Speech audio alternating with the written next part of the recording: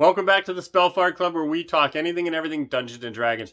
We're at the very end of rolling up our first level character using 5th edition rules, and we have one last thing to pick, and that is our background. The background is essentially what you did before you became an adventurer. And it also influences another thing that we haven't done, which is the alignment of your character. So we'll do those two things, and then we'll polish off one thing that I forgot, which was the passive wisdom score. I didn't know how to calculate it. I looked it up. Now I know how to calculate it, so we'll tack that on to the very end.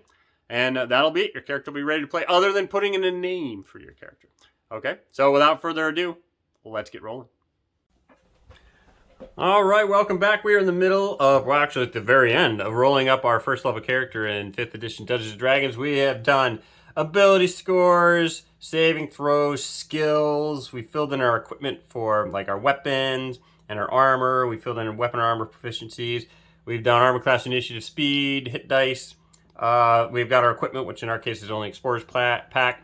And of course we did our class and our race. And then last meeting we did our traits for being a dwarf, and also our features that we get from the barbarian class. And we're pretty much done. The only thing we need to pick now, other than like an alignment and some of that kind of stuff, is a background. And so what a background is in Dungeons and Dragons is sort of like, what did your character do before they became an adventurer?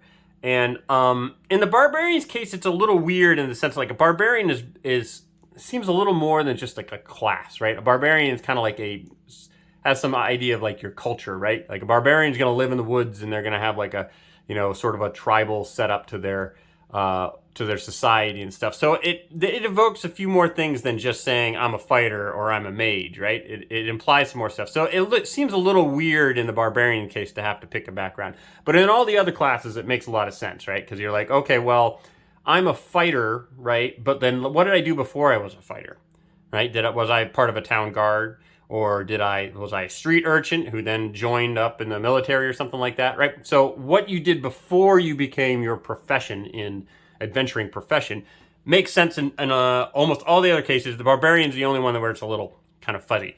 And so let's go and look at that. That section is, I always have trouble finding it. But it is, here, what's that? Is that military? Personality and background, is that it?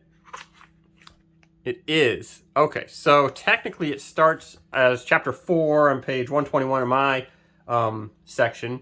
And this actually has, I mentioned last time that the character sheet doesn't have like heights and stuff like that, a spot for that. But here is where the table for like, if you wanted to know your exact height of your character and you wanted to roll it up, then you can see the race here and the base heights, and then you roll dice to see how much taller you are, how many more inches. I think this is in inches. Yeah, inches you add to it. And then also your base weight, and then how many more pounds you add to it. So there are those things, and they also go over other things, including alignment, which we can pick. You know what? Since we hit alignment, let's pick that. Oh, you know what? Let's not pick alignment, because based on your background sometimes suggests like an alignment that you would be if you were that background. So we'll skip that for right now, and we'll come back to it. So what a background is, like we said, is like what you did before you were an adventurer. And you have two choices. You can come up with your own background, or you can actually pick a background from the list of backgrounds. And then depending on what you do there, if you come up with your own background, they have some ideas of like how you could do it, right? Like what you get by making up this background. And then and to get an idea of what those things would be, you can look at the actual backgrounds that they have. So the backgrounds are essentially things like an acolyte, right? This makes a lot of sense if you were going to be like a dwarf cleric or something like that, because you'd be like, well, an acolyte would be somebody who would have been in like a monastery and, living a monastic life before you decided that you're going to go out and adventure. And so this is what you would have. You get usually, you look at the acolyte one, you get usually some skill proficiencies because you did something for years before you went out there. In this case, you'd have insight or religion as some proficiencies, right? Because you've been studying religion as an acolyte in a monastery, or you would have insight because you've been thinking about things a lot, sort of philosophically. The other thing, you get languages. You get 2 more languages to add to your language section right here, if you're an acolyte. And then you get equipment. And in this case, you get like a holy symbol, right? A prayer book, or a prayer wheel, 5 sticks of incense, vestments, a set of common clothes, and a pouch containing 15 gold pieces, right? So that's essentially what a background gives you. It gives you a few proficiencies, maybe some languages, some equipment, and then it also allows you to roll on these tables to fill in things like personality traits, ideals, bonds, and flaws. You can come up with all this stuff on your own. You don't have to take anything off this table. Or if you don't want to come up with it straight away, you can just pick one off this table. Or if you don't want to pick one, you can just roll a die and see what you get. So in this case, like if we were to pick the Acolyte, you could roll on this personality trait thing. It tells you what to roll, a D8, so 1D8. And you would get a 4, and you would come down the list and say, oh, 4. Nothing can shake my optimistic attitude. So that would be your personality trait, and you would write that in there. Nothing can, shake my optimistic attitude. Would go right there. In our case, we're a barbarian. I don't think we'd be an acolyte. So I think we would look at something else. But now what we do know is that, whatever we pick is going to give us skill proficiencies, languages, equipment, and some sort of personality traits, which we can either make up on our own, pick from this list, or roll from on this list. So let's flip through and see what we have. We have Acolyte, a Charlatan, which is somebody who would be like, they would do like a con artist, They would sort of try to get people to give them money, and they would lie to them to tell, to figure out what they needed to say for them people to give them kind of money, or they would cheat at games like gambling, that kind of stuff. So a Charlatan, I don't think. We're a barbarian. I don't think Charlatan is. Criminal, possibly, though I always think of barbarians as being a little less, like they're in small groups, so criminality in small groups is kind of harder to do because people can figure out who did it. It's kind of like Among Us. There's only like 8 people, so somebody stole the chicken. There's only a few people that can have done it. Entertainer, maybe you could be an entertainer who decided to go into the barbaric adventuring life. Maybe. That's usually, of course, for somebody who does bard. Folk hero is actually a pretty good one for a barbarian, because a folk hero is essentially like, well, in your little group, your little family group or your tribe or whatever, you were a folk hero because you went off and like defeated the wolf, right? That was taking sheep and stuff like that. So that's a pretty good one. We may just do that one. The other one's like guild artisan. You have some sort of skill, which we already have brewing, so we could pick that, and pick a different one. Hermit, you lived on your own. Yeah, it could be for that. Sometimes that's a good one for somebody like a mage or a what else? Hermit. Oh, there's a couple classes it could be good for a hermit. There's a noble, though. I guess you could be a noble barbarian. You could be from one of the kind of be like Ragnar from Vikings. You're an actual noble barbarian who's a leader in their tribe. Outlander is a good one for barbarian. It means you kind of go around. You kind of like, what's his name? In Lord of the Rings, Strider.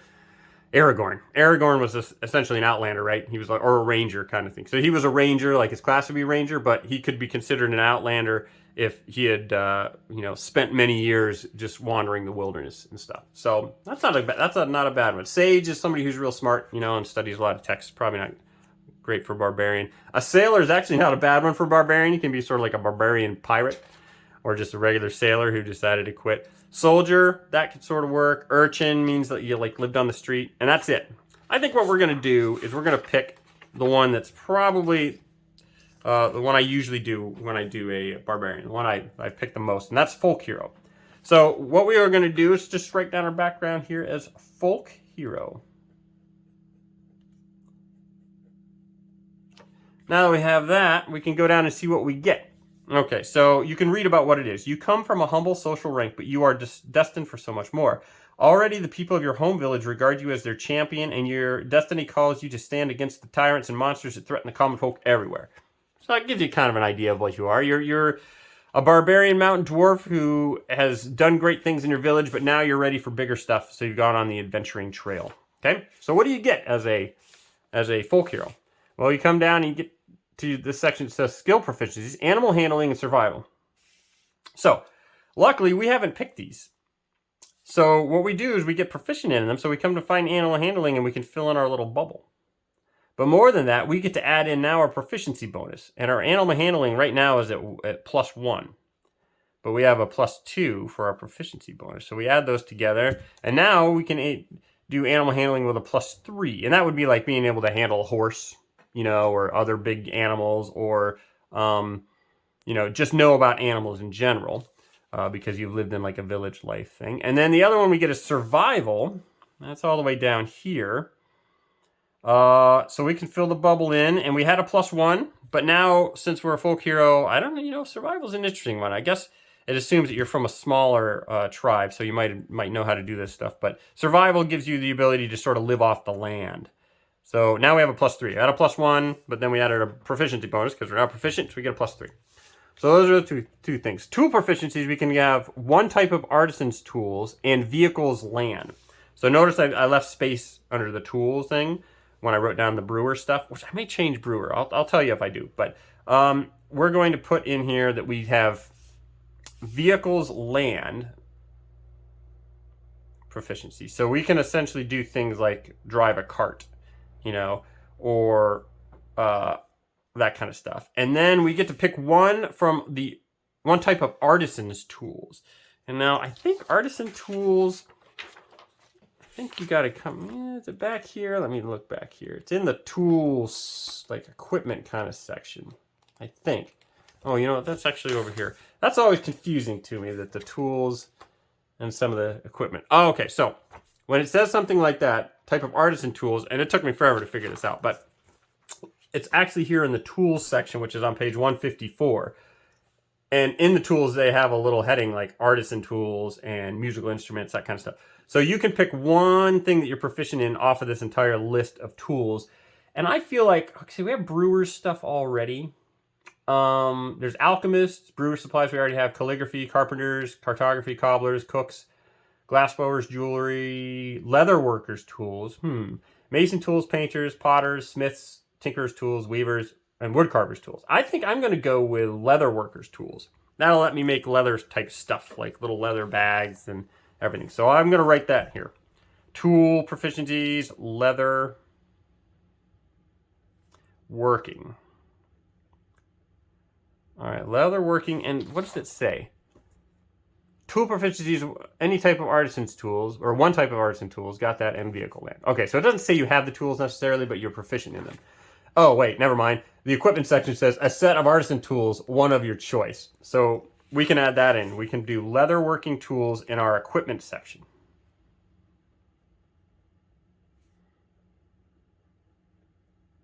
Right there. Now we have leather working tools. We can do that. We actually, you know what? That's interesting. We are a brewer from our dwarf trait, but we don't actually have the brewing supplies with us, right? We aren't carrying them around. But because you are a leather worker artisan from our background, it tells you that you actually do get it as your part of your equipment.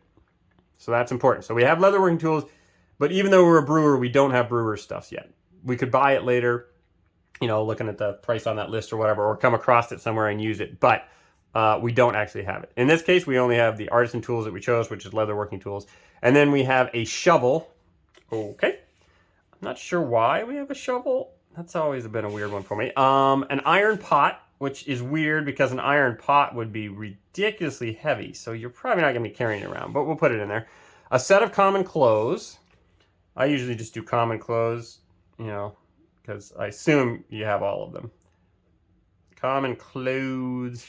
And a pouch containing 10 gold pieces. So what I usually write is a pouch here. It's like a little leather pouch you would have. And I put the gold pieces over here. Here's your money. Has CP, which is copper, SP, which is silver, EP, which is electrum, which I never use, but and GP, which is gold. So we have 10. So I write the gold pieces right here. Whoop.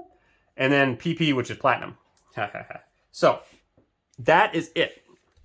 We now have our skills, tools, and equipment that we get from being a folk hero and having our background. Now that's why in the original video I was like, the next thing I always do is blah, blah, blah, blah.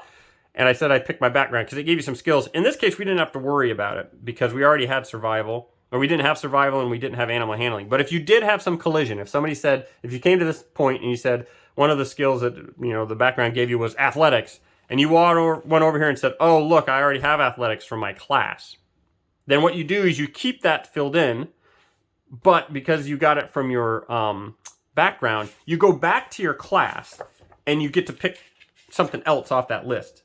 So, you know, if you already had athletics, had picked it from your class, it ended up being something from your background, and you came back, and so you were going to get it twice, then what you do, you don't get double bonus. I guess technically you could ask your DM if you could get double bonus on that, you know, be double proficient or something. But normally what happens is you just say, oh, okay, I've already got that, so I'll keep that here, but I'll come back and pick another thing other than athletics from this skill list.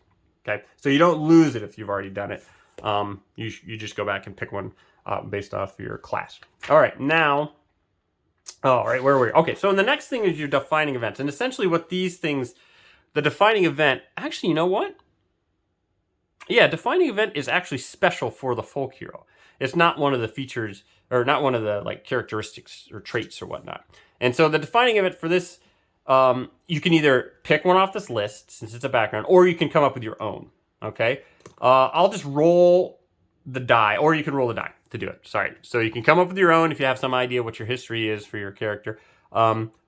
Or you can pick one off this list, or you can roll for one off this list. And essentially what it is you previously pursued a simple profession among the peasantry, perhaps a farmer, miner, servant, shepherd, woodcutter, or gravedigger, but something happened that set you off on a different path and marked you for greater things. Choose or randomly determine a defining event that marked you as a hero of the people, right? You can choose it off here, you can roll, or you can just make it up. That's a great thing. D&D is all about imagination. I rolled a 6. So I rolled down here. I broke into a tyrant's castle and stole weapons to arm the people. That's pretty interesting. Never had that before. All right. So you write that down. I broke into a tyrant's castle and stole weapons to arm the people. That's pretty good. Oh, wait, that's personality trait. Oh! Put it in the wrong spot. That one, you know, that's interesting. Since it's not on everything, I guess you could go and just put it down here. So let's do that. Let's do background.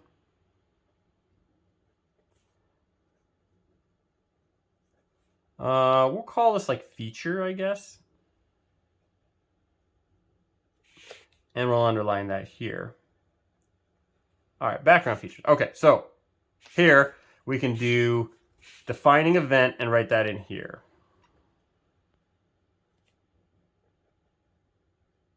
All right, here we go. So it is, what was it, 6? I broke into Tyrant's Castle. All right, I'll write that down.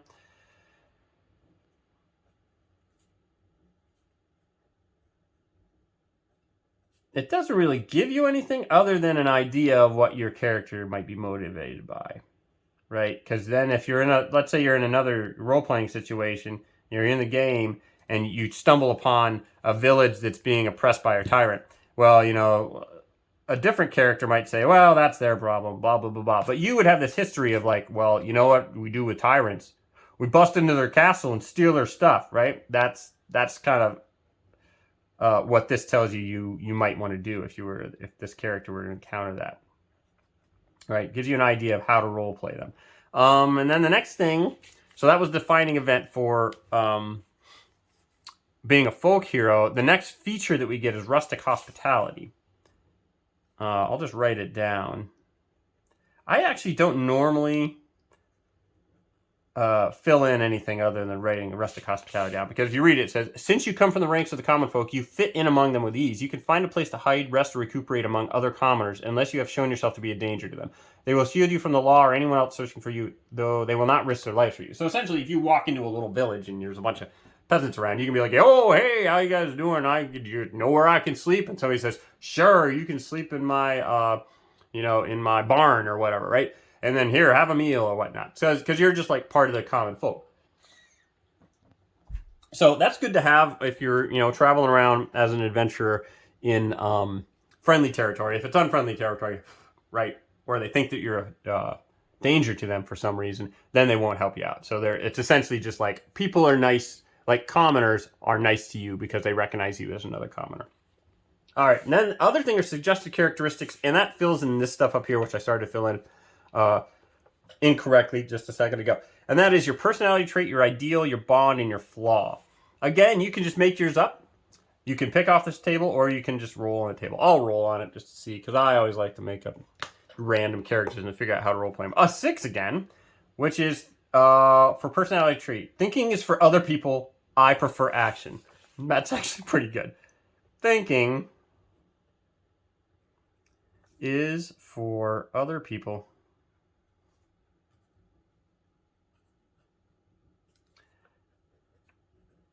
I prefer action, which actually fits quite well with being a barbarian. Let's be honest with you. Okay, then the next thing is, let's be honest, a barbarian should all be about action. If you weren't a barbarian, if you were something else like a mage, then you should be doing some thinking. Next is ideals. We'll roll a d6, tells you it's a d6. So I'm going to roll that. 3. Freedom is your ideal. Tyrants must not be allowed to oppress the people. Oh, that actually fits quite well just randomly with what our defining event was. So the thing that we feel is the most important is freedom. We're like a William Wallace, right? Tyrants must not be allowed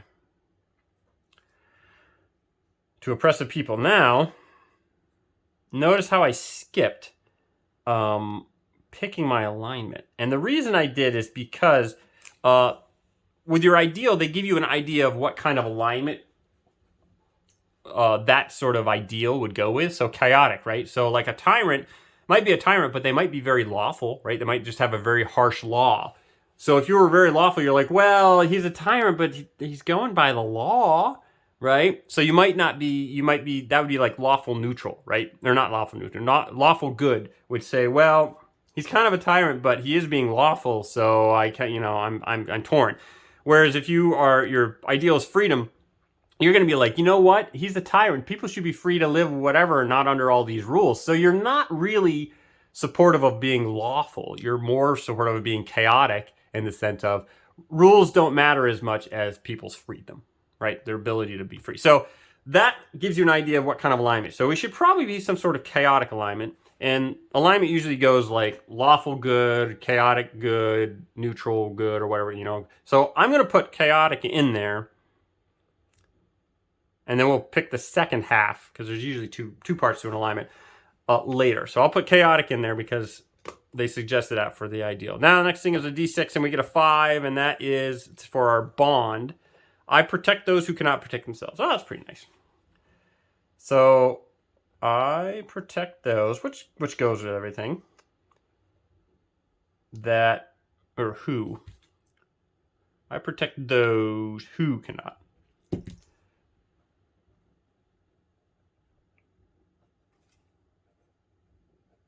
Who cannot protect themselves. All right, good. And then the last one is a flaw, which is always fun. Sometimes you get some pretty crazy flaws. Number 4, I have a weakness for the vices of the city, especially hard drink. Oh my goodness, that actually fits with our brewer thing. Maybe we went into leatherworking because we were like, well, I tasted too many of my wares and became, addicted to them. So I have a weakness for the vices of the city. Vices being like bad habits, bad things that you do. Vices of the city, especially hard drink. So the other vices could be gambling and that kind of stuff, which is a good one to have on some characters because it gets you in trouble. Like if you go into a bar or a tavern or something and somebody's like, hey, you want to like play some dice games? Right? And you're like, yeah. And then you go in there and you start gambling and you lose all your money. And then, you can get yourself in trouble with the wrong types of people. Okay, so I have a weakness for the vices of the city, especially hard drink. And we're a brewer. So maybe, we got some professional conflict there. And that's it. The next thing that comes up is the guild artisan, which is another one of the backgrounds we could have picked. So we are now done with our character, except for we can fill in experience points, which we have 0. Put in your player name is your name, and then we have to pick a character name. Now we have to finish our alignment. So our alignment is chaotic, and if we go back here, the alignment was right here. Here we go. So it gives you an idea of here are the different alignments. There's lawful good, neutral good, chaotic good, lawful neutral, neutral, right? Which is they just say neutral. chaotic neutral, lawful evil, neutral evil, and chaotic evil. So essentially the two things are, you can be either you believe in rules, and that's important to you, you are kind of ambivalent to rules, or you think that rules are, you're against rules over other things. So other things are more important to you, like freedom rather than rules. Okay, so that's the first part, is this lawful, neutral, or chaotic, right? So that essentially, it shows how much you care about the rule of law to your character. And then the second part is whether you're like your base thing. Are you good? Are you evil? Or are you sort of in between? Are you neutral? You're not like, well, you can see both sides of the situation if you're neutral, right? If you're good, you're like, well, this is the right thing to do. I do the right thing. If you're evil, you're like, this is the right thing to do. I don't do that. I do whatever's best for me or for, whatever my ends are. So that would be sort of evil. I don't think we're evil. I think we're chaotic. Chaotic good or chaotic neutral? I think, you know what? If you look at this, well, thinking is for other people, doesn't really have anything, but freedom, right? And I protect those who cannot protect themselves.